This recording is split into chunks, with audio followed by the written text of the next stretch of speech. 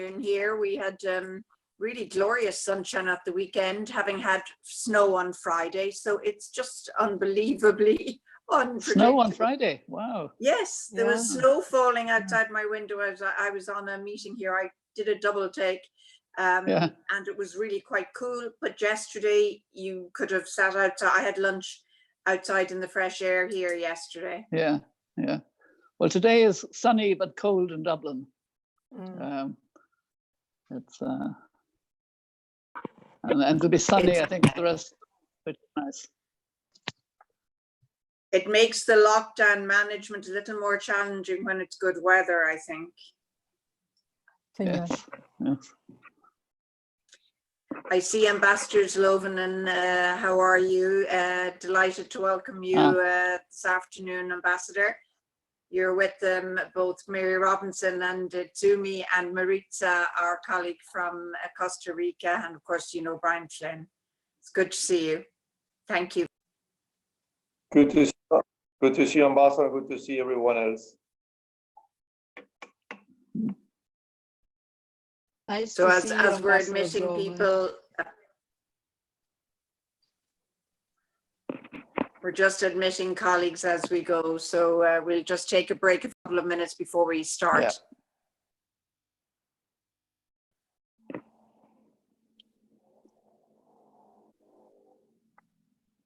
Brilliant. And could you please remind me the order? I mean, just how we're going to be on the speaking order, please? Yes, Ambassador. We just had a brief word about that. So in fact, what we will do is start off with Under Secretary General Itsumi from the Disarmament Affairs Department. Then we will go to President Mary Robinson, the Chair of the Elders, and then come to you if that's okay. Absolutely. And after that will be a Q's and A's, or it will be at the end? Yes, we will open the floor just after 2:30. We hope we get to the point of being able to offer the floor. We've had quite an amount of interest from delegations, so we will be encouraging them to be focused and brief. This is not always possible, but hopefully it works. And if people have questions for the panel, I will just come back and offer the floor to you. We are going to try and wrap up with the concluding remarks from Ambassador Maritza just before 3 o'clock, because there are a number of events this afternoon, so we'll try and stick to that schedule. Fantastic, excellent, wonderful, Ambassador. And again, thank you for your amazing initiative, as well as the Costa Ricans mission. Please, you know, it's very useful, these type of events, really very much.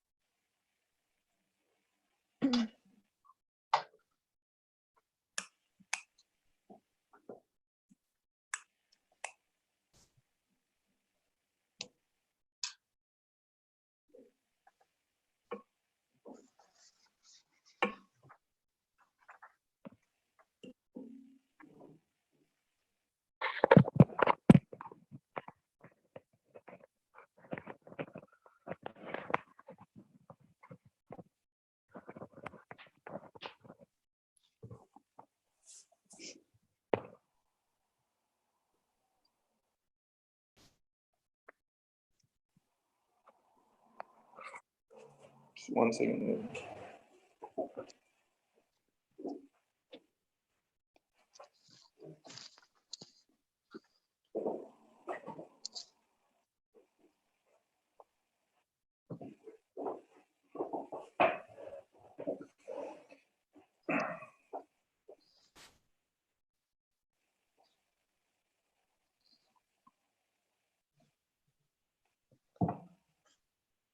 Ambassador, how many registered people you have, or do you have an idea? We I'll defer to Brian Flynn, the expert, but I understand over 200. We have well over 100 already online now. They're still coming in the door, as I imagine it in my head.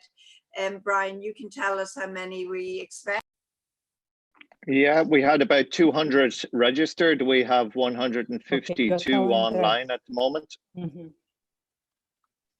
Oh, amazing. So I think we're Oh, kind of ready to go. Yeah, Is I see the Costa Rican ambassador has Rodrigo joined with us us yet? again. So I think we're ready to go. Yeah, he's online. Okay, so, okay. Well, good afternoon, ladies and gentlemen, friends. It's wonderful to join you even on a very dull New York afternoon for a very special event today, which, as you know, is focused on the NPT. For those of you who are with us today, you can see we're joined by a really distinguished panel. First from Dublin, I recognize dear friend, our former president, Mary Robinson, and chair of the elders. Mary, you're very welcome with us from Dublin. We're delighted also to have, of course, Under Secretary General Itsumi Nakamitsu, who is the High Representative for Disarmament Affairs. Itsumi, a great friend, of course, of the agenda and of the Irish mission. We're thrilled to have you, and indeed Ambassador Gustavo Jalvanen, who is the important president designate of the NPT Review Conference. And of course, Ireland, delighted to co-host this event with our dear friends and colleagues from the mission of Costa Rica, my colleague and friend Rodrigo, and also Ambassador Ambassador Chan. I will call her Ambassador Chan, and we'll come back to her a little bit later, Maritza. For many of you, of course, seeing the Irish permanent representative on the screen with the word NPT is no surprise. This is the 50th anniversary of the entry into force of the NPT, and it would be rather extraordinary if I didn't find myself saying to you today that we wanted not to allow this opportunity pass to, in a way, mark the 50th year, but also to recommit ourselves to the importance of the NPT and its acquis. If ever we needed a reminder of the importance of international cooperation, we found it, unfortunately, in COVID-19, but it's also, I think, a clear signal again to us that international cooperation is the only way we can help to work to avoid and mitigate global catastrophe. And we know the risks of the nuclear threat poses in terms of grave humanitarian consequences if there are nuclear weapons and nuclear weapons explosions. Before we get down to the business, I wanted just to say on a positive note, there's always a silver lining. I know that a key part of addressing the COVID challenge is diagnostic capacity. And in the area of diagnostic testing, we're delighted that one of the important detection methods is actually a nuclear-derived technique, which shows that the peaceful uses of nuclear weapons that are under Pillar 3 of the treaty go on illustrating their importance and their value, even in ways that we could never have imagined when we conceived of this. And I know that it's giving support to way over 100 countries, with the support of many of you who are here today. Nuclear derivatives also helping diagnostic equipment with protective gear and sharing of expertise. So that's a positive side. And I wanted to recognize the ongoing critical role that the IAEA plays in all of this for us. As you know, Ireland, I mentioned at the top, we have always had a particular attachment to the NPT, right back to the early days of Ireland's role here at the United Nations back in the 50s, when we first joined as a very small and emerging state on the global stage. Back then in the late 50s, the then Foreign Minister, Frank Aiken, in Ireland, I think he vocalized fears that were being expressed many places across the globe, and particularly in small nations like our own, about the threats that people were seeing by the growing proliferation of nuclear weapons and the awful impacts, of course, of nuclear weapons testing. And it was that sort of deep concern and conviction, really, that led the Irish team in the UN to work on what became known as the Irish Resolutions in 1958. And then 10 years later, on the 6th of May, 1968, the first committee of the General Assembly had the happy task of adopting the NPT.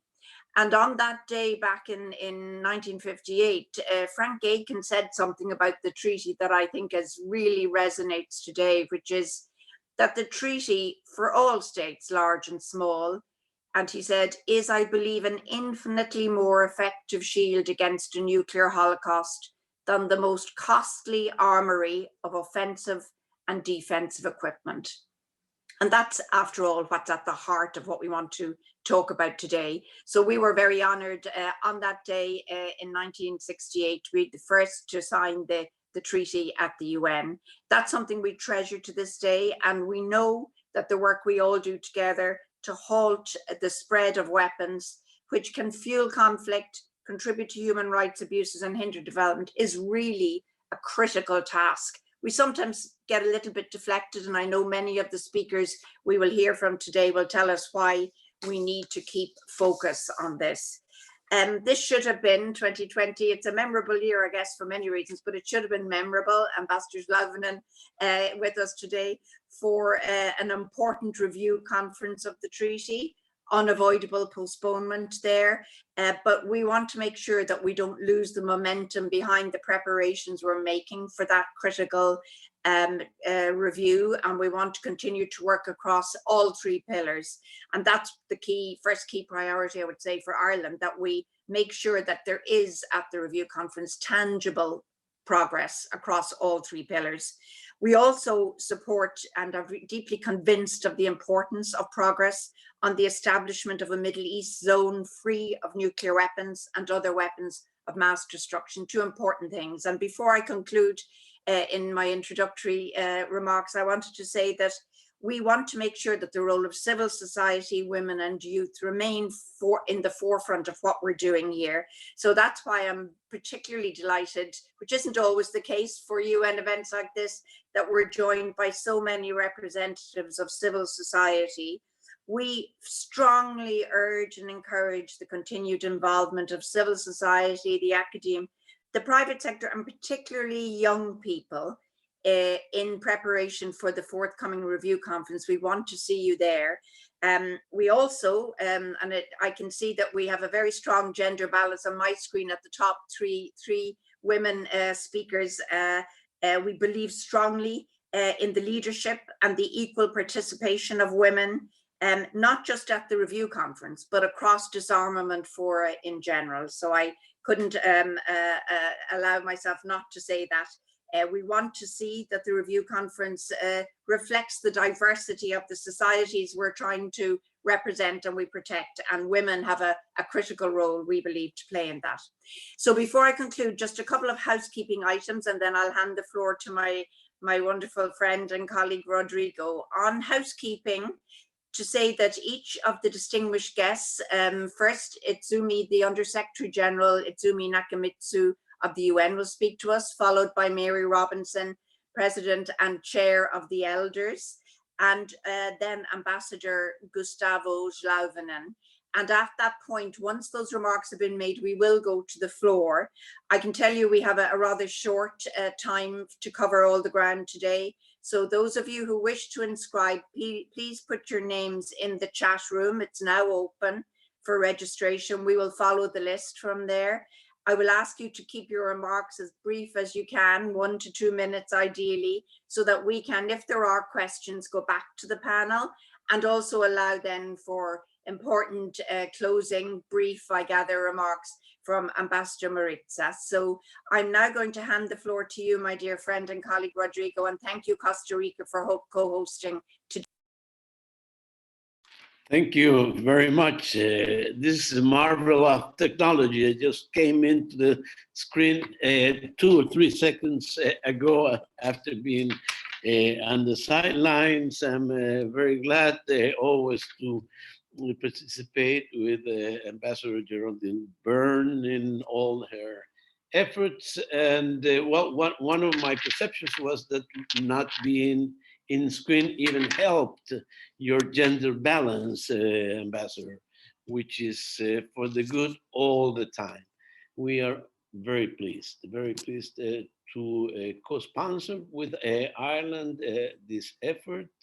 And in this case, I'm also very pleased that the final comments will be done by my dear colleague, DPR Maritza Chan, who has been an expert in the first committee for a long while, and while not being in New York, has kept on researching and publishing on the NPT, and will make the final comments. Thank you very much. And of course, the big prize of being able to hear once more Mary Robinson, with all my admiration, as well as Undersecretary for Disarmament and Ambassador Gustavo Slaubinen. Thank you very much for participating. Thank you, Rodrigo. And I now give the floor to Undersecretary General Itsumi Nakamutsu. Itsumi, you have the floor. Thank you. Thank you so much, President Robinson, Ambassador Nason, Ambassador Caruso, and of course, Ambassador Zolvinen. Thank you so much for this event. It's really a pleasure to join you all for today's event, which apparently marks a quarter of a century since the indefinite extension of the Treaty on the Non-Proliferation of Nuclear Weapons. And I would like to, of course, express my gratitude to the permanent missions of Ireland and Costa Rica for initiating this virtual event, which I really think is a demonstration of your dedication to the pursuit of a nuclear weapon-free world, and also to the multilateral disarmament framework, and in particular, of course, the NPT. The COVID-19 virus that is ravaging our global community is a collective challenge, the likes of which we have not seen since, of course, the foundation of the United Nations. As an international community, defeating and overcoming this pandemic must be our foremost mission, using every measure at our disposal. However, we cannot and we should not forget that other potentially calamitous dangers facing the world, including the threats posed by nuclear weapons, have not receded. In fact, in recent weeks, relationships between nuclear armed states appear to have worsened. Nuclear modernization proceeds apace. Rhetoric about their utility has been reinforced, unfortunately, and the arms control regime continues to fray. In this context, the NPT remains one of the strongest hallmarks against the use of nuclear weapons, and a central forum to create practical steps towards their total elimination. Ensuring that the treaty is able to fulfill these roles, despite the circumstances, should be indeed a priority for all states parties. Current conditions require that we keep this agenda at the forefront of people's minds and continue to strive for momentum.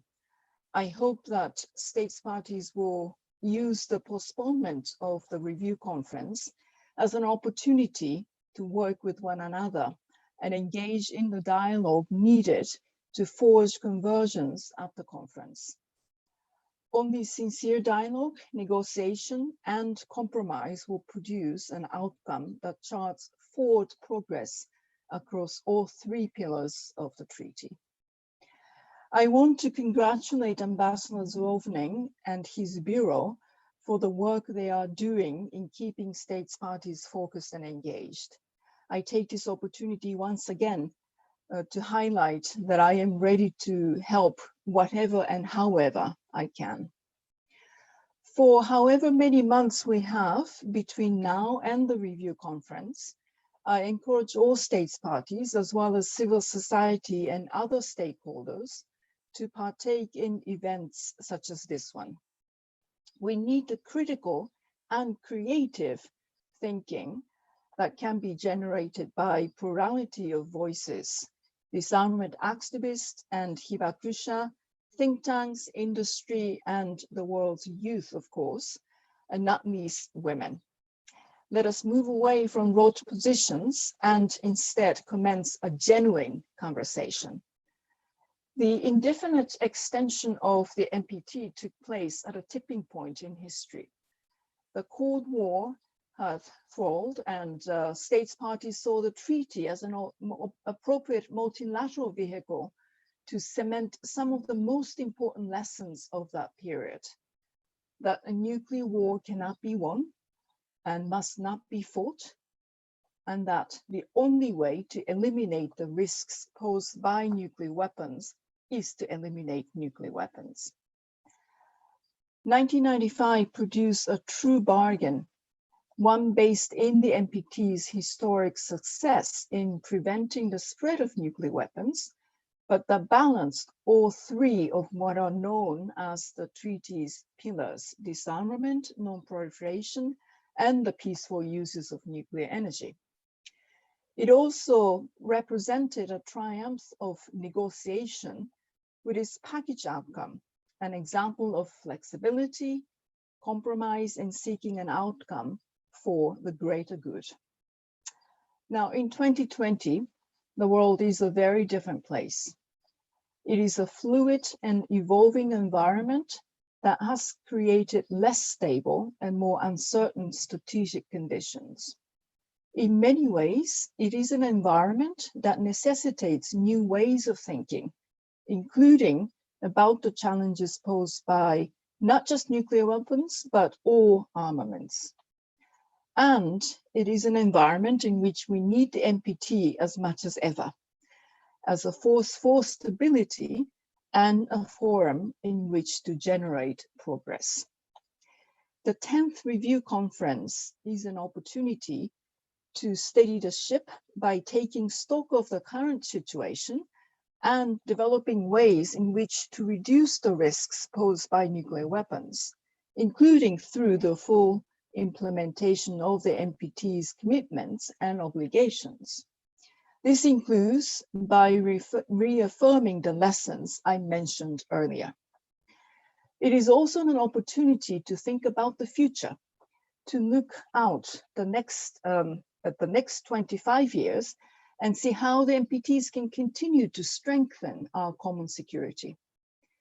In terms of a specific outcome, while this is a prerogative of states parties, I would strongly urge using these hiatus as a time to consider what an outcome should look like. It is important to remember that there is no template beyond the need for both backward and forward-looking reflections on the treaty. It is also worth remembering that failure to secure a comprehensive outcome document at the 10th Review Conference will not doom the treaty or the non-proliferation regime. Failure to achieve any concrete outcome will, however, serve to undermine the value that so many states place on it, and in turn, devalue the review cycle as a way to not only strengthen the implementation of the NPT, but also the regime as a whole. It goes without saying that any outcome needs to strike the right balance across all the three pillars. But I defer to the expertise of others on the pillar 3, and as the High Representative for Disarmament Affairs, I would use today to focus more on the pillars 1 and 2.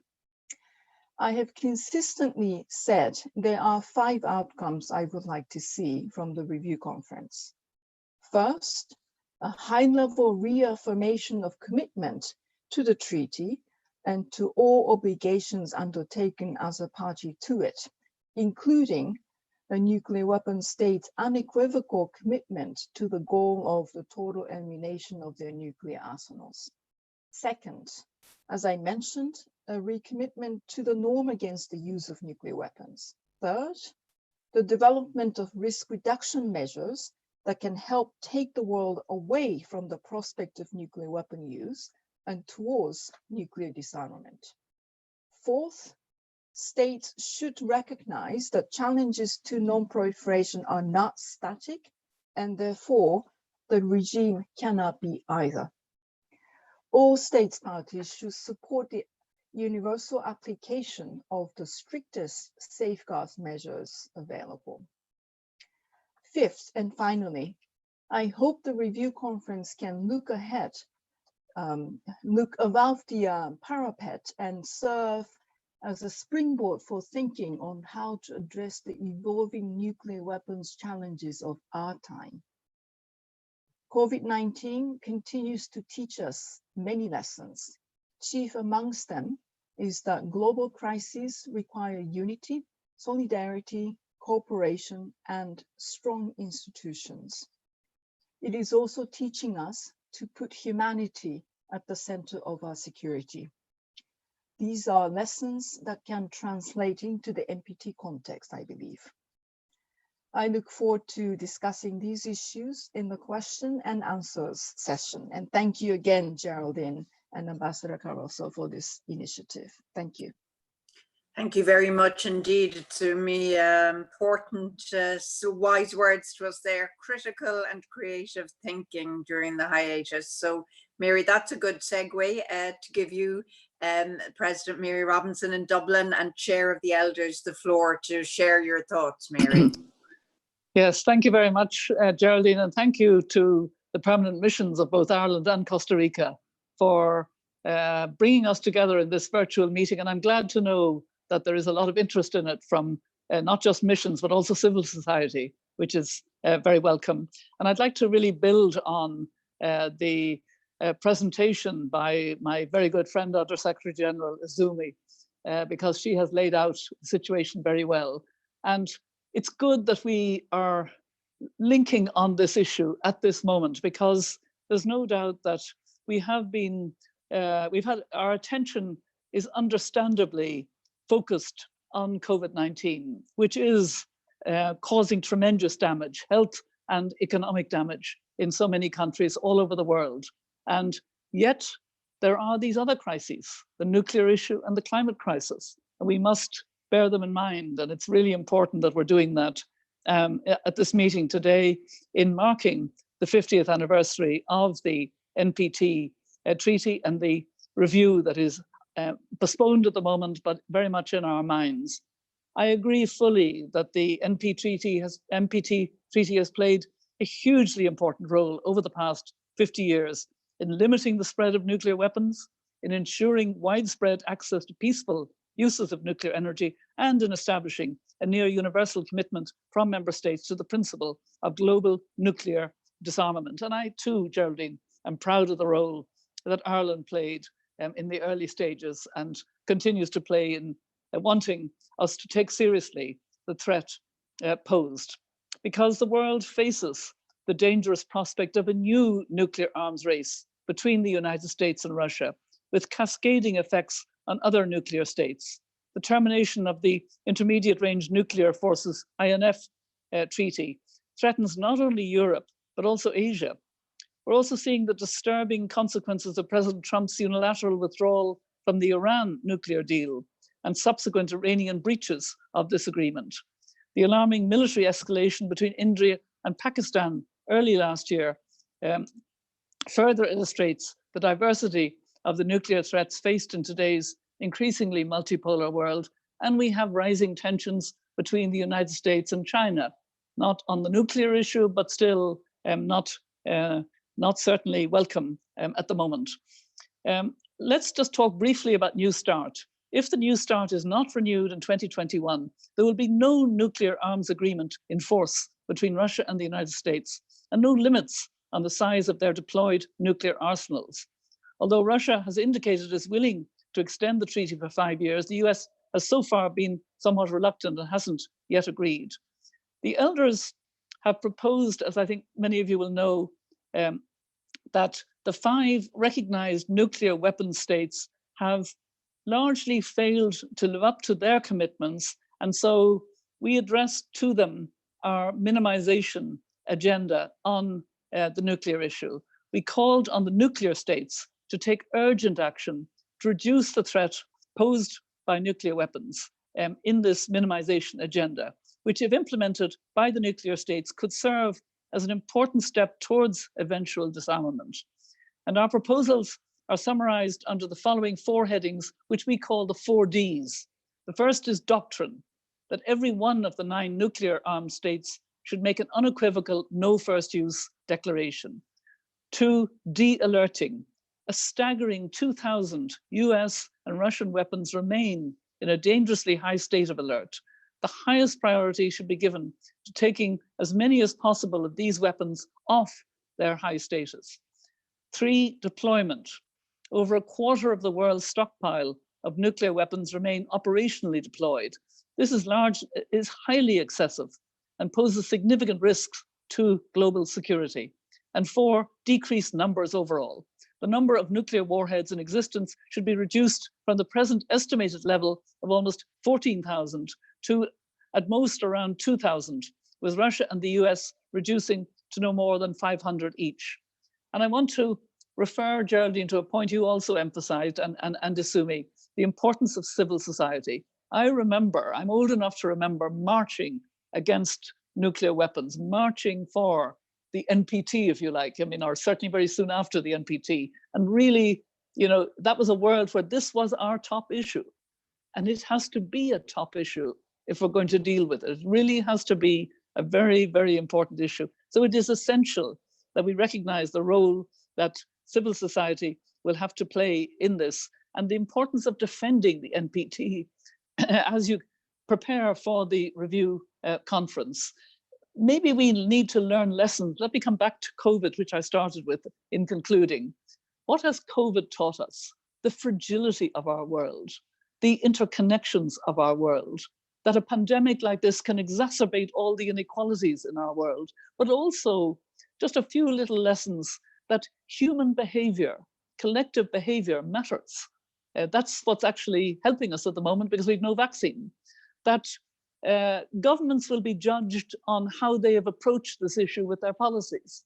Governments that delayed or denied or had other priorities will find that they will be exposed, because it will be, the result will be in the deaths of their populations being much higher than they would otherwise have been. So government policy matters and science matters, including the nuclear expertise and science. And all of these should help us as you prepare for the postponed review. And I really wish you well on it. I know that others want to speak, so I'm going to stop at this point and listen. But I really welcome that you have had this opportunity to take stock and really renew the commitment to prepare well for the review conference and how important it is. Thank you. Thank you very much indeed, Mary. Sobering messages, but as always with an optimistic note, I'll take away that we're virtually marching for the NPT today. I think that's a wonderful image. I can tell you that we're joined online by over 220 friends and colleagues, which is a wonderful turnout. So we have a huge audience today. So with that, I'm going to hand the floor to our last panelist before we go to that audience for some remarks. So Ambassador Salvinen, the incoming chair of the NPT Review Conference, you have the floor, Ambassador. Thank you. President Robinson, High Representative Nakamitsu, Ambassador Nason, Ambassador Cardoso. I'm very pleased and honored to participate in this high-level panel. Therefore, I want to thank the permanent missions of Ireland and Costa Rica for arranging this event. And also let me thank the United Nations Office for Disarmament Affairs for the invaluable support they provide to me as President-designate and the Bureau of the 10th NPT Review Conference. I also want to join with other panelists in sharing my sympathy and solidarity with all those currently suffering from this COVID pandemic. As both President Robinson and High Representative Nakamitsu already stated, the world has changed in a remarkably short period of time. Our priority must and shall be the health and safety of our societies. So the postponement of the 10th Review Conference, although disappointing, but it was the right thing to do. Unfortunately, while the international community seeks to find ways of defeating COVID-19, other challenges to peace and security are not sitting idle. This includes the risks posed by nuclear weapons. Like the High Representative and also President Robinson, I remain hopeful that the unity, compassion, and strength of purpose that have been shown by so many people and government throughout this crisis can translate to the issue of nuclear weapons and to the 10th Review Conference of NPT in particular. Just like the pandemic, the ramifications of the use of nuclear weapons would be global. The NPT remains one of our foremost tools in preventing this outcome, and the review conference is the best opportunity to strengthen the treaty, so it is able to fulfill its missions for as long as it is needed. If we are to succeed, we will need to work together and understand the need for flexibility and to listen. Ireland and Costa Rica will have a role to play in this regard. In the months ahead, we will need bridge builders such as these two states to reach across regional and other divides in order to find success at the 10th NPT Review Conference, no matter when it is held.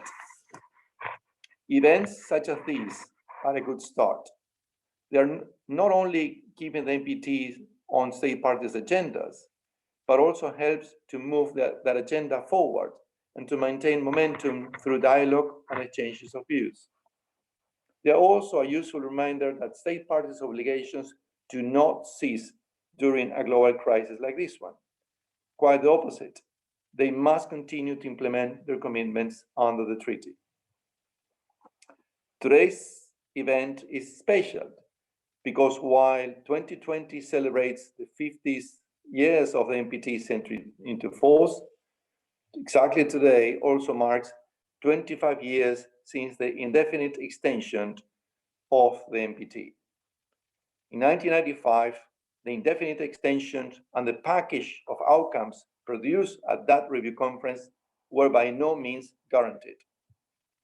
The treaty we have today, one predicated on balance, is the result of tough negotiations that ultimately prevail due to a collective willingness to seek outcomes for the greater good.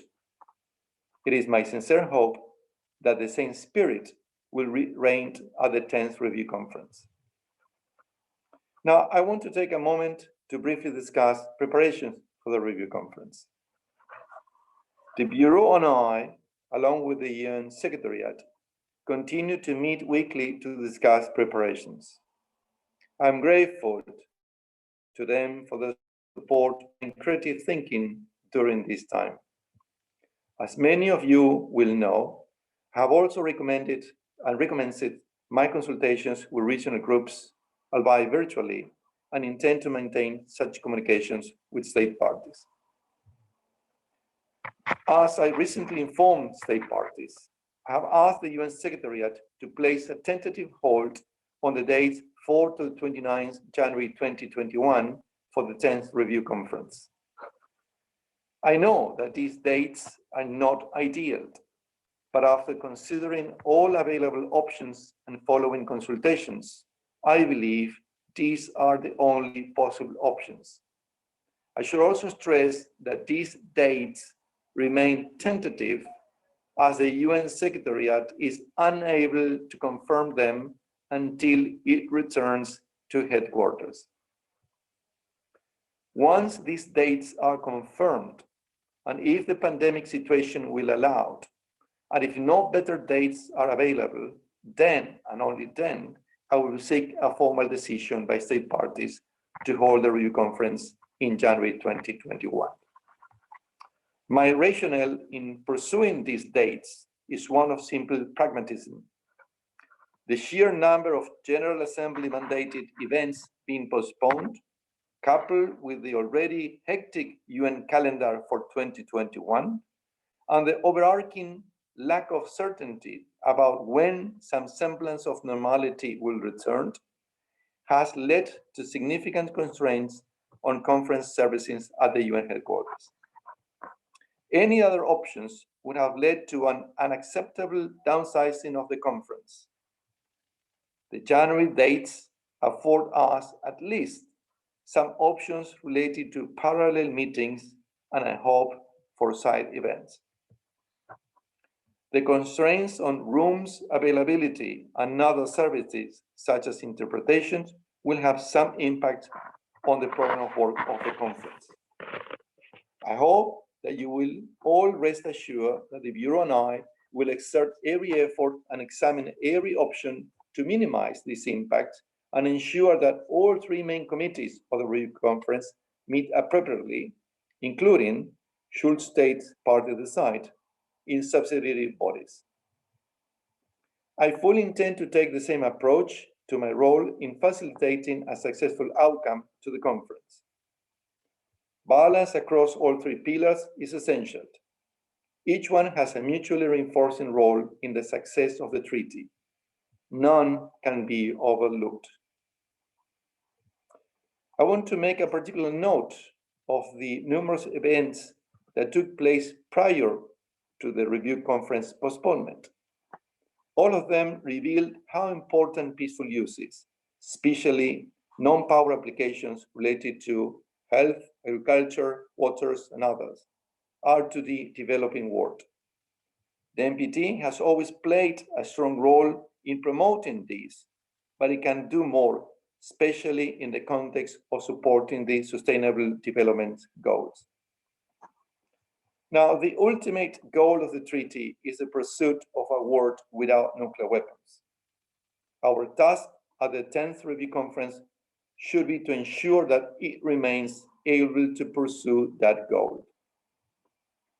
To that end, we should work to strengthen the implementation of the NPT, including the commitments agreed by consensus at previous review conferences, taking into account that a few of these have been overtaken by time and circumstances.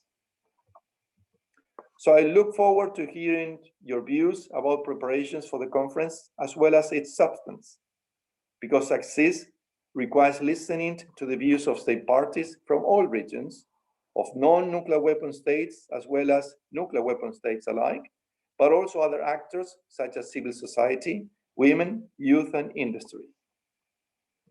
This year, the NPT celebrates its 50th anniversary, as we all know, but in all likelihood, we will have to wait until next year to do our job and make sure that it retains its place as a pillar of international peace and security.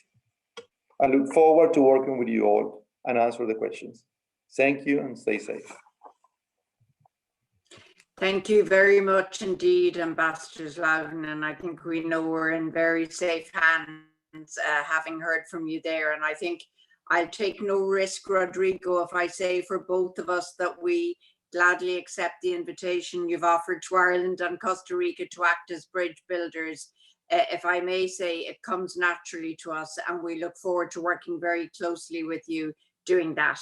So ladies and gentlemen, we're ready to go to the floor. I have the first 5 speakers, and I will say, watching the clock, we're tight on time. The first 5 speakers, my colleagues, ambassadors of Algeria, Austria, Sweden, Morocco, and Egypt. So I'll give the floor initially to Sofiane, my dear colleague from Algeria, admonishing everyone or advising everyone the time is brief. So Sofiane, and you'll be followed by Jan Kickert of Austria. Sofiane.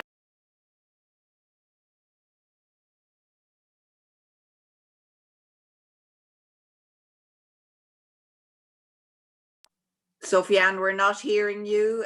Can you make sure that your microphone is on, Sofiane? Yeah, that's the problem. No, you're on now. Go ahead, Sofiane. Can you hear me? Hello? Yes, we hear you. We hear you. Okay, good afternoon, dear colleagues. Thank you for giving me the floor. Allow me at the outset to congratulate and thank both Geraldine, Permanent Representative of Ireland, and Rodrigo, Permanent Representative of Costa Rica, for convening this timely and high-level thematic discussion. I would like also to convey my gratitude to President Mrs. Mary Robinson, Chair of the Elders, the Under Secretary General Mrs. Izumu Nakamitsu, UN High Representative for Disarmament Affairs, and Ambassador Gustavo Slovinen, President-designate of the 10th NPT Review Conference, for their thoughtful insights and informative briefings. There can be no doubt that after 5 decades since its entry into force, the NPT remains the cornerstone of the global nuclear disarmament and non-proliferation regime. It has been instrumental in preserving peace and security all over the globe and critical in supporting international efforts to minimize the threat posed by nuclear weapons. It has definitely played and still play a pivotal role in promoting the peaceful uses of nuclear energy. However, this achievement is far from sufficient and much remains to be done. Given the global evolving threats, it is urgent more than ever to make tangible progress. In this regard, the full implementation of the Article 6 of NPT, the 1995 resolution in the establishment of the Middle East zone free of nuclear weapons, the 13 steps for the systematic and progressive efforts to achieve nuclear disarmament leading to the total elimination of nuclear weapons agreed by the state parties in the 2000 NPT RIVCON, the 64 actions of the action plans agreed by the state parties in the 2010 REVCON constitutes the fundamental element for realizing the treaty objectives. Since its adhesion to the NPT in '95, Algeria has been one of its active state parties and principal proponent for nuclear disarmament, including by chairing the 2000 and 2015 NPT review conferences. Algeria remains strongly convinced that the total elimination of nuclear weapons is the only absolute guarantee against the use of or threat of use of nuclear weapons. Therefore, and based on its long-standing principal position regarding the NPT, Algeria will remain among states that calls for its full and urgent implementation, as well as the full, non-discriminatory and balanced implementation of its 3 pillars. The upcoming NPT review conference presents indeed a timely and symbolic opportunity for the state parties to undertake a comprehensive review and assessment of the current status of the treaty, the implementation of the previous obligation and commitments within the framework, and challenges facing its full implementation.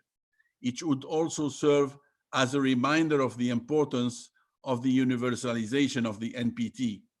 The celebration of the 50th anniversary of the NPT's entry into force and the 25th anniversary of its indefinite extension constitutes a golden opportunity to renew our collective endeavors to implement in a balanced and comprehensive manner the 3 pillars of the treaty and therefore preserve its credibility, viability, and effectiveness.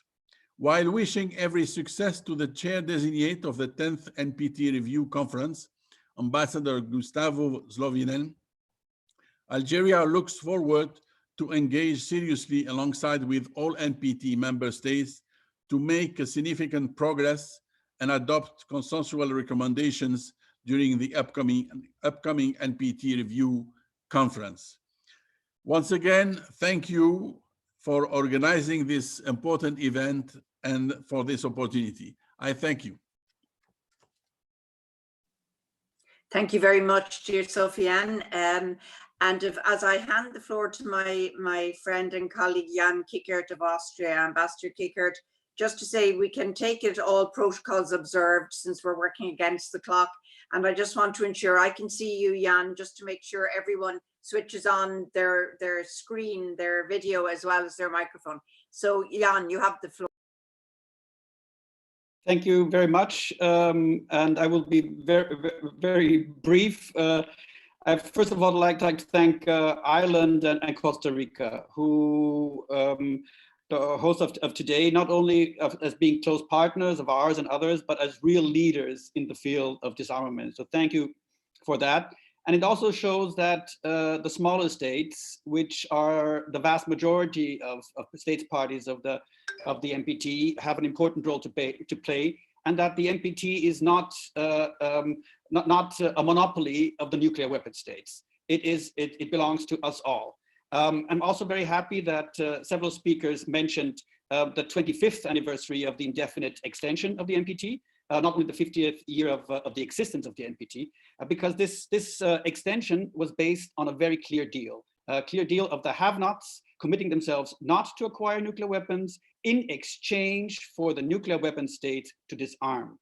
And I want to put it in bluntness, as long as the nuclear weapon states do not stick to their commitments under the NPT, both in words and in deeds, they jeopardize the NPT. And what we have heard today was that we don't only see an erosion of the multilateral disarmament architecture, but we also see a modernization of the nuclear arsenals, which is nothing else but rearmament, so the opposite of disarmament.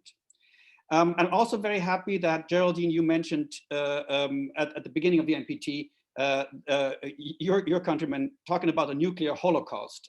And I'm also very grateful to Mary Robinson and the elders reminding us that nuclear weapons are an existential threat.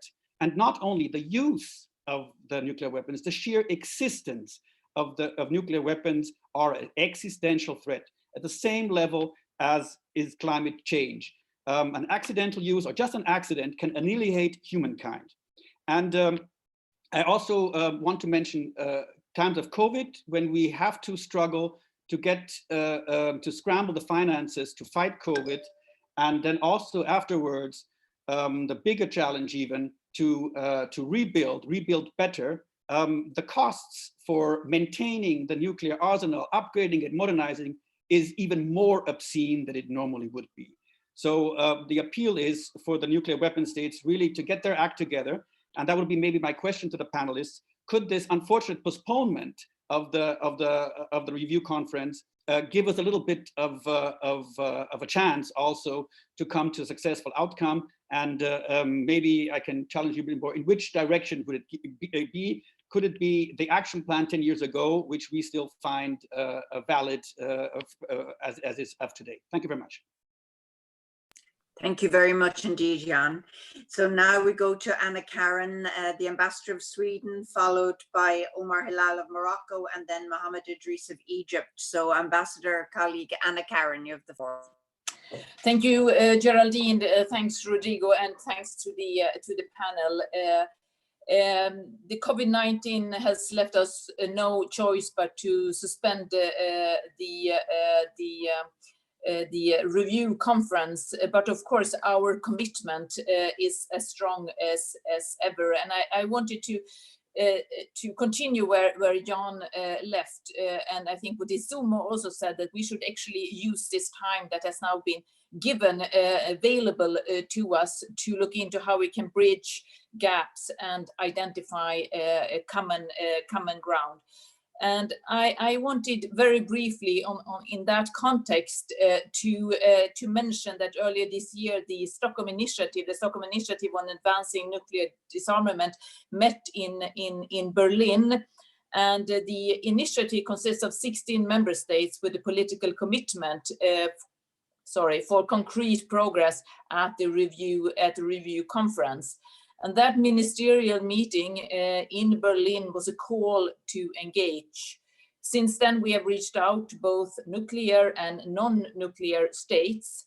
And the initiative has jointly proposed a whole set of measures called the stepping stones to advance nuclear disarmament. And we stand ready for discussions on how to turn them into reality.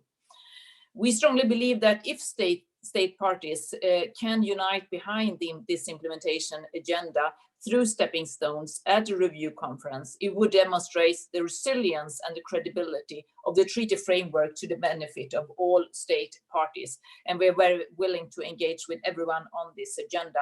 Let me just conclude on the dates proposed by the President-designate Gustavo Slauvinen, just to say that from the Swedish point of view, I think we share other views that these days might not be ideal, but we stand ready with full support to the President designate and the Bureau for these dates, as they seem to be the only feasible option. Thank you so much. Thank you very much indeed, Anna Karen. And now I give the floor to my good friend Omar, of the Ambassador of Morocco. You have the floor, Omar. Thank you very much, Geraldine and Rodrigo. All protocol respected. COVID-19 pandemic has regrettably caused the postponement of NPT RevCon.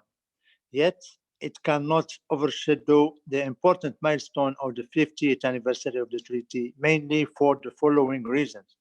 The NPT is a symbol of the success of multilateral diplomacy in the most dire times.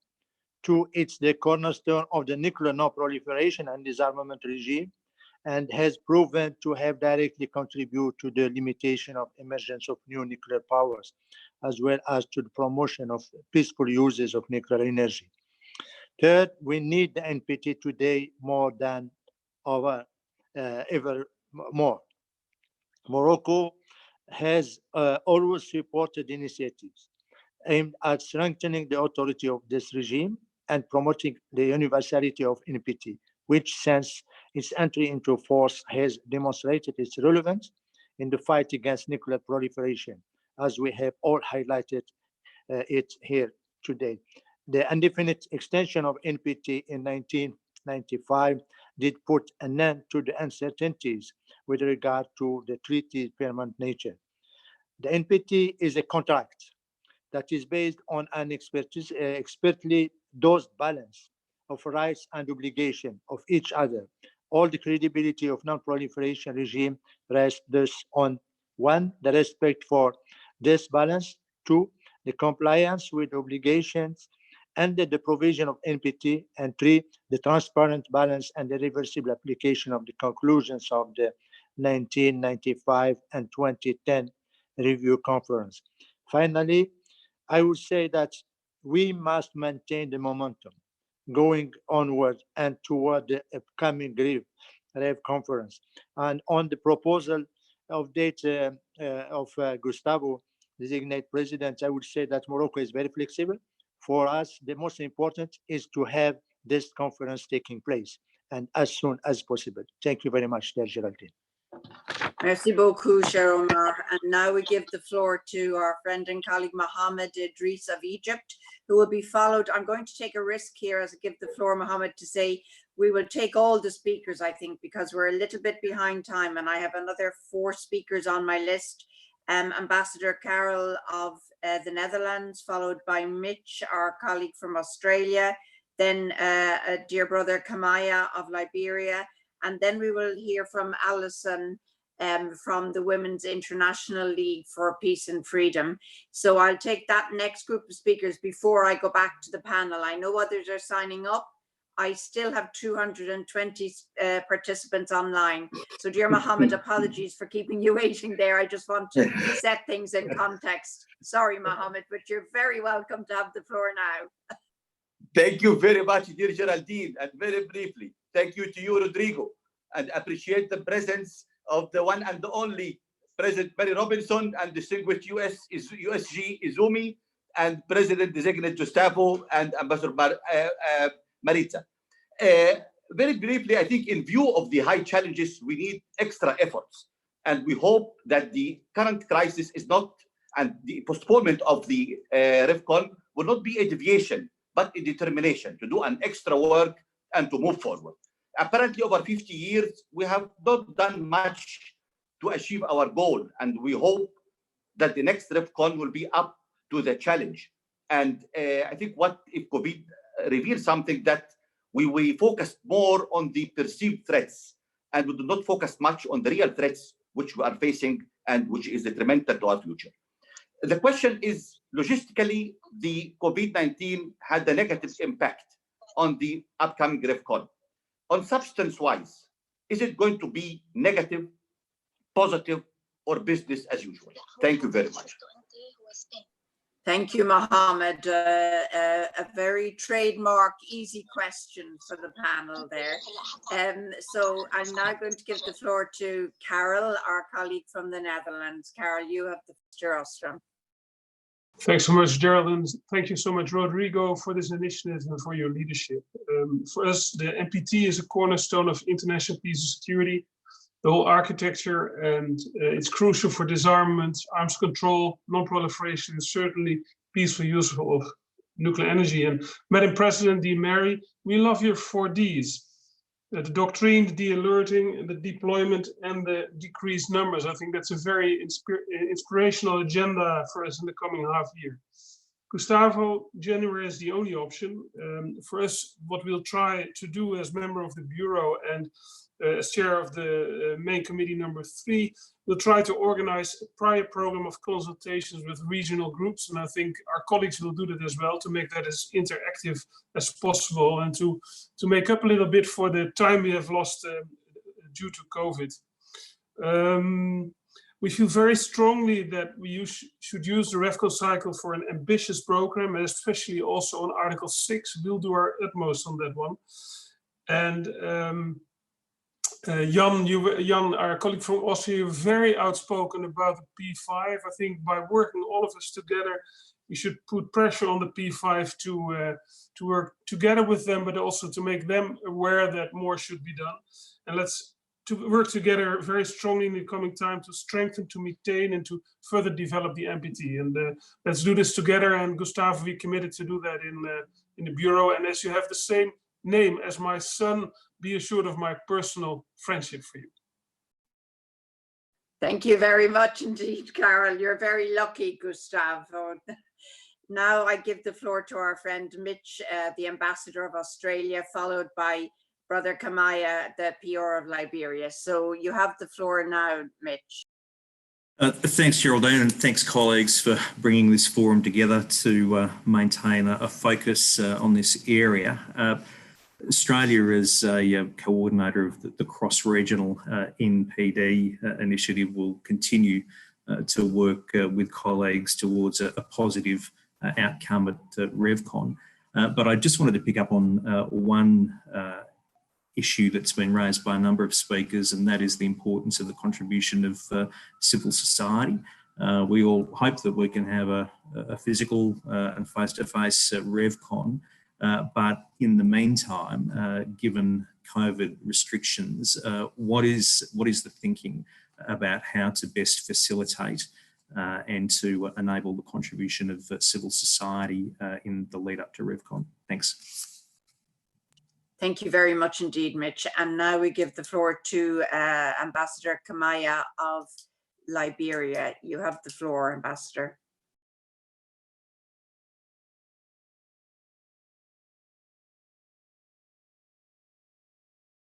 Kamaya, we're not hearing you. Can you hear us? Can you switch on your microphone, Kamaya?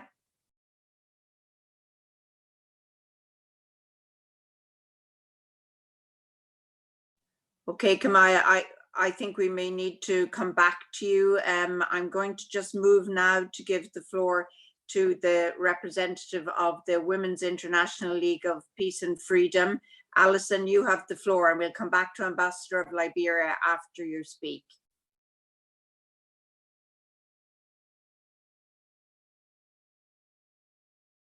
Hi, can you hear me now?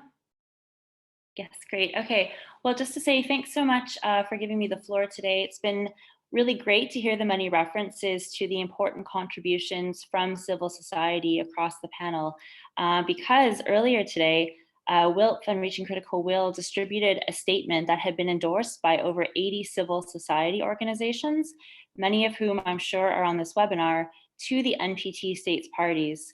Civil society interest in nuclear disarmament and the NPT is very high, as I'm sure you know, and we really felt it was important to give voice to our concerns at this unique time, and in particular to three key messages.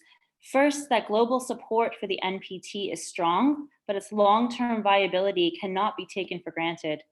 Second, that the grave state of global affairs and the rising risk of nuclear conflict and arms racing requires new and bolder leadership from responsible states. And third, those that resist change also say that the environment is not right for further progress, but responsible actors everywhere are rising to the challenge. And we further set out several recommendations in critical areas such as risk reduction, regional issues, complementarity with other instruments as just as few examples, and offer examples of actions that diverse non-governmental actors and constituencies are taking to compel disarmament. So my question actually is the same as the previous speaker. We wanted to know, how will the perspectives of civil society be taken into account in this interim period? Thank you. Thank you, Alison, and it was a perfect segue from Mitch of Australia, who made the point about civil society. We're delighted you're with us today, and we look forward to your contributions going forward. I see Ambassador Kamaya is on the screen now, so Kamaya, if you have the opportunity to switch to come in and speak to us now, we can see you clearly. If you'd like to take the floor, then I'll go back to the panel. With their indulgence for another few minutes, we still have 4 other speakers looking for the floor.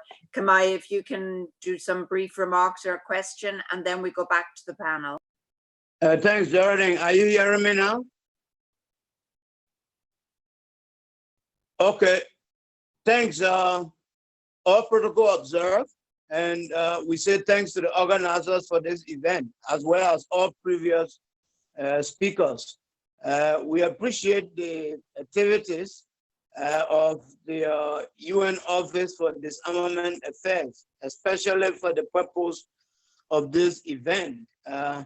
This year marks the 50th anniversary of the NPT's entry into force and the 25th year of its indefinite extension.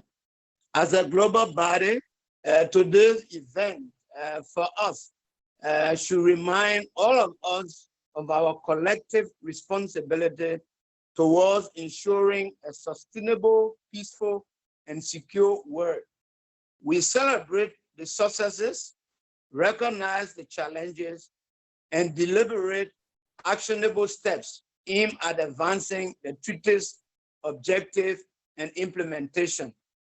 As a contributing country to global efforts in promoting sustainable peace and security, Liberia supports the NPT.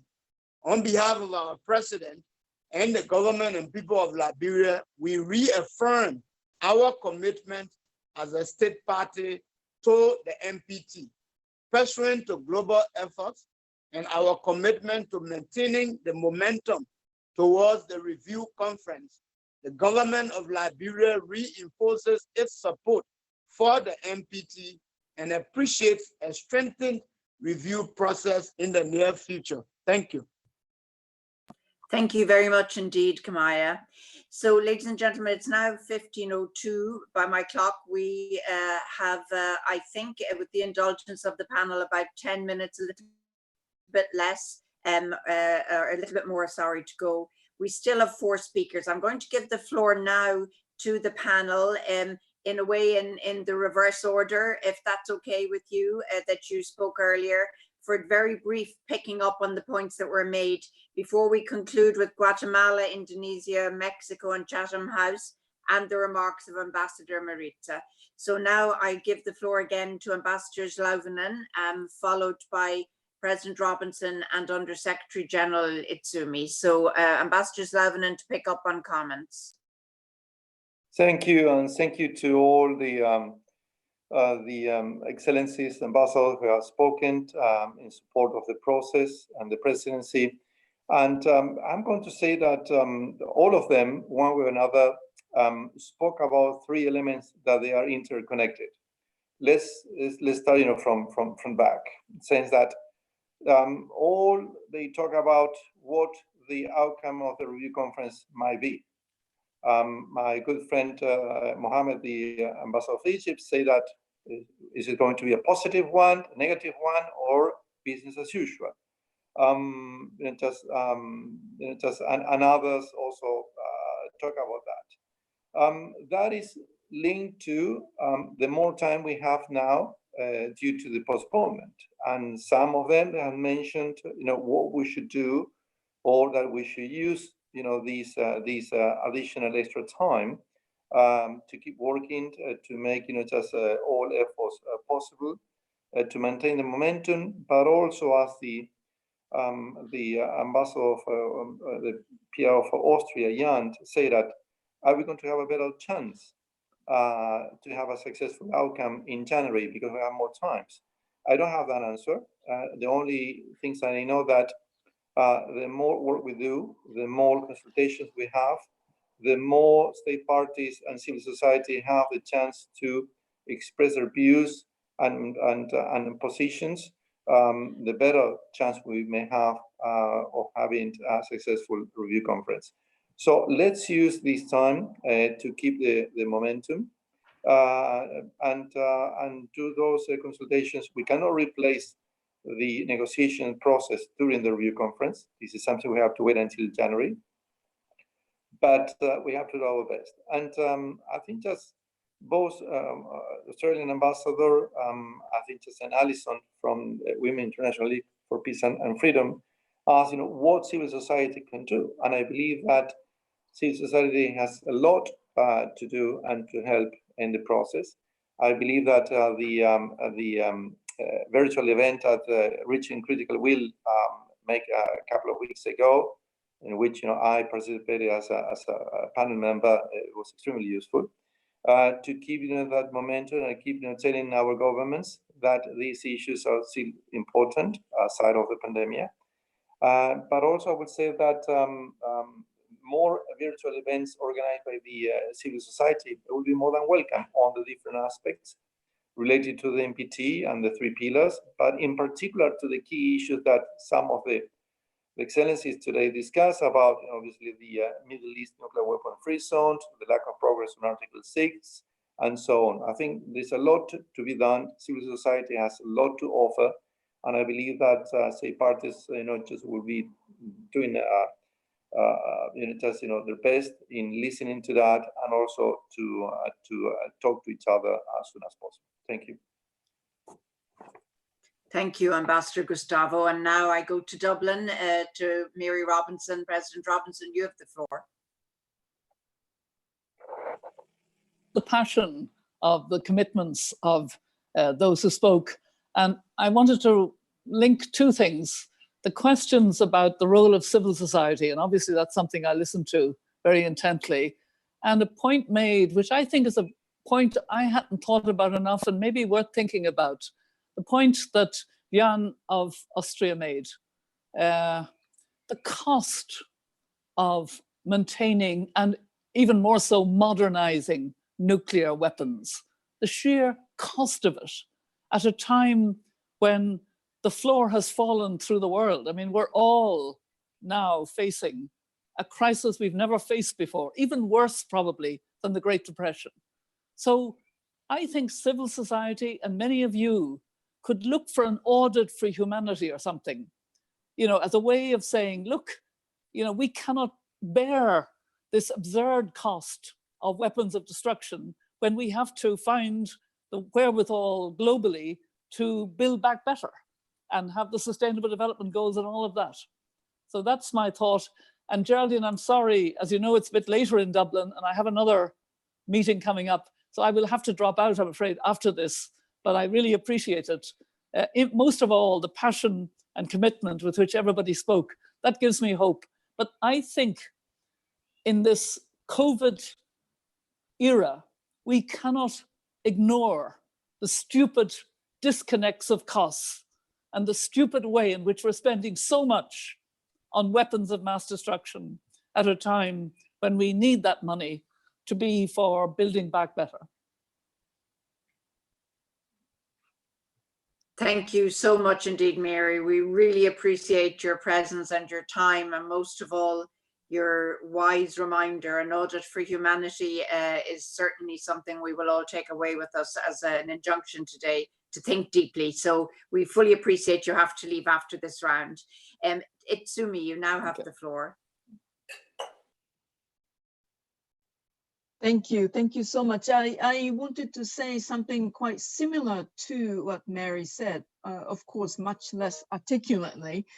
You know, it's everyone is now starting to talk about the COVID-19 pandemic will really entirely change the world, and that we would not be, and we cannot be returned to the normal in the sort of pre-COVID-19 period. There will be some sort of a new normal, and then hopefully, as the Secretary General started to message, we really need to rethink all sorts of things in the world, in the rebuilding process. And that also includes the concept of security overall. I actually hesitate to say, let's use COVID-19 almost as an opportunity, because we are still going through this tragedy for many families, for many people. But in a way, we have to really think about the lessons, as I mentioned already in my remarks, the lessons that we learned in the COVID-19 and translate that into our international security mechanisms. And that also applies to the NPT. As Mary said, it is actually really ridiculous that an invisible virus can do this, can do this to our human society at the global scale. Why should we be still relying on nuclear weapons for our security? So let us rethink and start small, but hopefully will result in big outcomes. And this is the important role that I hope the civil society colleagues will really take upon themselves. It's not just the governments, but we all, all of us citizens really need to think about what security means for all of us. And through the expression of their voices, their analysis, that will hopefully move governments so that whenever we will be able to have the review conference, more human-centered approach to security will be also reflected in the review conference. So thank you so much again. This kind of event is something that we really need between now and the review conference, not just to keep the momentum, but also come up with more creative approaches and even a new start of a new or renewed concept for our security. Thank you. Thank you very much, dear Itsumi, and we wave goodbye to Mary in Dublin. Thank you, Mary. And we will be concluding in a few minutes. We still are going to if I may ask you to keep your remarks to 1 or 2 minutes. Colleagues from Guatemala, Indonesia, followed by Kenya, Mexico, and our colleague Patricia from Chatham House. I apologize for the time, but I'm offering you the floor, but please be very brief. So Omar from Guatemala, you have the floor first.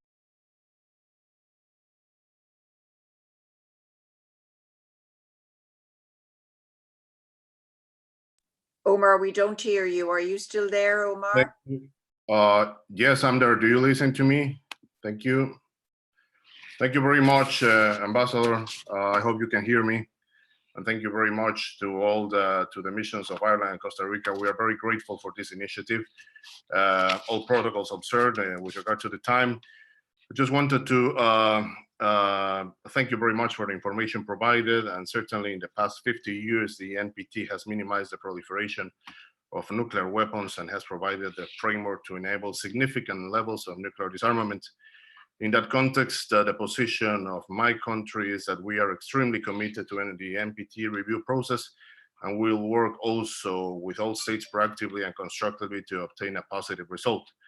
We understand also that the review conference has been postponed to 2021 due to this coronavirus pandemic. We understand that.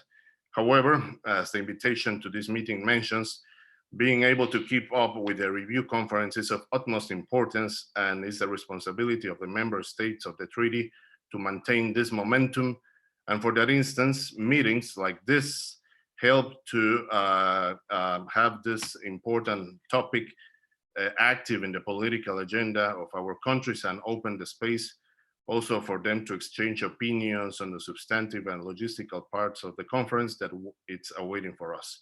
We also, in this context, appreciate all of these initiatives and particularly this one, and to keep more meetings within this context and also among regional groups. We're very grateful for this, and I hope we can have another good meeting on this. Thank you very much, Ambassador Geraldine and Ambassador Rodrigo, and High Representative as well to Ambassador Slav. Pleasure. Thank you. Thank you very much indeed, dear Omar. And now we have Mohammed, our colleague from Indonesia. You have the floor, Mohammed. Thank you, Ambassador. Good afternoon, Excellencies, ladies and gentlemen. We thank Ireland, Costa Rica, and UNODA for organizing this important discussion. We also thank all the panelists for their valuable comments. While the 2020 NPT REFCON has inevitably been postponed to next year due to the COVID-19 pandemic, the grave dangers from nuclear weapons cannot be postponed. I have a few points I would like to make. First, balanced and comprehensive and non-discriminatory implementation of the NPT, 3 pillars, especially on nuclear disarmament. Indonesia is fully determined in continuing to play its role to help the advance the treaty aims under all of its 3 pillars. Secondly, nuclear disarmament must be complete, verifiable, and irreversible. We urge nuclear weapon states to fulfill their commitments under Article 6 of the NPT. This is an explicit legal obligation of all parties, and its implementation is neither optional nor conditional. Third, it is time to take action to reduce nuclear risk. We call on nuclear weapon states to maximize transparency on their nuclear arsenals and show nuclear restraint at the highest political level. Fourth, urgency for all state parties to sustain and deepen dialogues. The attainment of the NPT was an article of good faith in multilateral collaboration. It shows that global dangers were best addressed with collective resolve, trust, cooperation, and commitment to joint action. We must build the required momentum to enable meaningful progress towards a befitting review conference. To conclude, if there was ever a reminder needed, the COVID-19 pandemic and its consequences show the indivisibility of humanity. There is no doubt that the implementation of disarmament commitments would have allowed more resources to be allocated for sustainable development.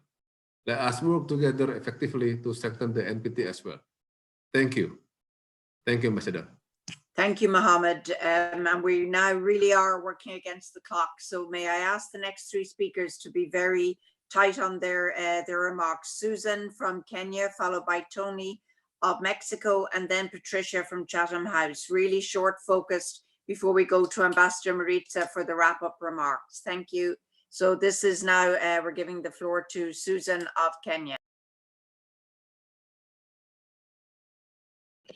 Thank you, Madam Chair, for giving me the floor. All protocols observed, I'll jump straight to that my delegation, Kenya, reaffirms its commitment to the Pelindaba African Nuclear Weapon Free Zone Treaty and NPT's 3 basic tenets of global nuclear disarmament, non-proliferation, and use of nuclear energy for peaceful purposes. And as we mark this year of the 50th anniversary of the entry into force of the NTP, we take cognizance of the reality that the treaty has served as well.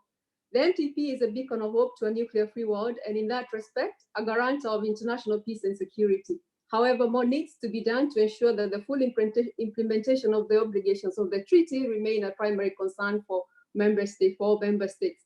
So as we take stock of the milestones achieved in the implementation of the decision made during the previous review conferences, we note that there are many challenges and complexities that need to be addressed, and my delegation believes that for progress to be made, state parties should continue supporting the critical role played by the International Atomic Energy Agency with respect to ensuring professional and independent verifications on nuclear-related processes. And secondly, my delegation is of the position that the utility of a nuclear technology in promoting its peaceful use can be economically valuable to developing countries and indeed in realization of the 2030 Agenda on Sustainable Development. I thank you, Madam Chair. Thank you very much indeed, Susan. And now Tony of Mexico, you have the floor. Thank you, Ambassador, and all protocol observed. I just want to emphasize three issues from what the speakers have said that I think are very, very important for Mexico, but certainly for the review conference as we see it. First, we totally endorse the view that we have to learn from the lessons given by the current circumstances, especially the center, that the center of the public policies must be human beings and their well-being, and that the United Nations has to deliver more concrete results towards the populations, and the human-centered approach has already been one of the issues that has been missing from the NPT context for a long time, until 10 years ago. So I have heard many of the speakers already bringing up the landmark anniversaries of the NPT, but there are two that were not mentioned. One is the 10 years of the action plan and the recognition of the concern of the humanitarian consequences of nuclear weapons. And that should be the basis of a consensus this time too, because if we are not concerned about what weapons do, we cannot fulfill the three pillars of the NPT. Second anniversary, it's the 20th anniversary of the 13 steps, including the unequivocal undertaking expressed by all the parties of the nuclear weapon states to eliminate their arsenals.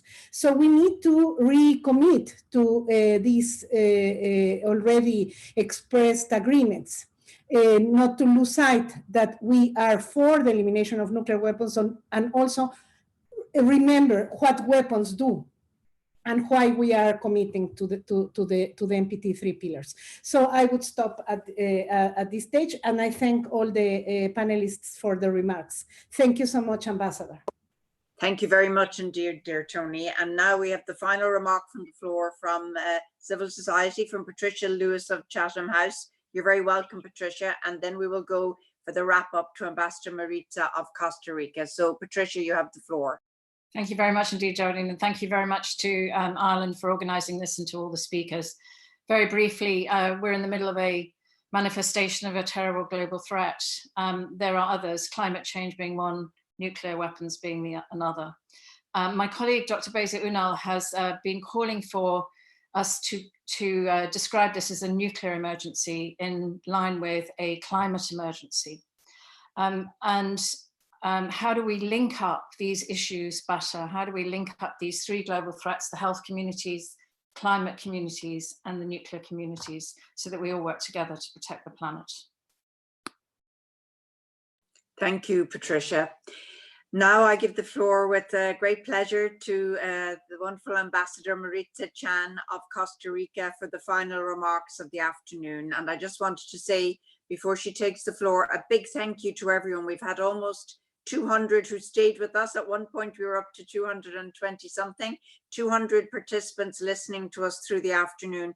Hugely appreciated, real demonstration of the importance. Ambassador Maritza, thank you, Rodrigo. You have the floor, Maritza. Thank you very much. On behalf of the permanent missions of Ireland and Costa Rica, we thank the speakers for the insightful presentations and delegations and participants for their active engagement. There is consensus that the non-proliferation treaty is one of the cornerstones of our collective security system. However, the treaty is only as strong as its implementation. In this regard, the postponement of the 2020 review conference offers an extraordinary opportunity to change the current course and provide nuclear disarmament with a new momentum. While non-nuclear weapon states must continue to play an effective role, nuclear weapon states must also step forward credibly to uphold the NPT in its entirety. Costa Rica will engage in the next review conference with a clear premise. International peace and security is indeed a global public good that cannot rest on nuclear weapons reliance. States, all states, must honor their obligations and responsibilities towards others, because these obligations and responsibilities lie at the core of our multilateral system. Without this system, we are all lost. I conclude my remarks by calling the international community, civil society organizations, and women, particularly from the Global South, to muster the political will, leadership, and sense of urgency that we require to rid the world of nuclear weapons. Let's work with courage and optimism. The time is now. I thank you. Thank you, Ambassador Marita. A perfect conclusion to a wonderful hour and a half of discussions. Thank you all for being with us, and let's continue, as Mary Robinson said, our march for the NPT. So thank you very much indeed, ladies and gentlemen. Have a good afternoon. Thank you. Thank you.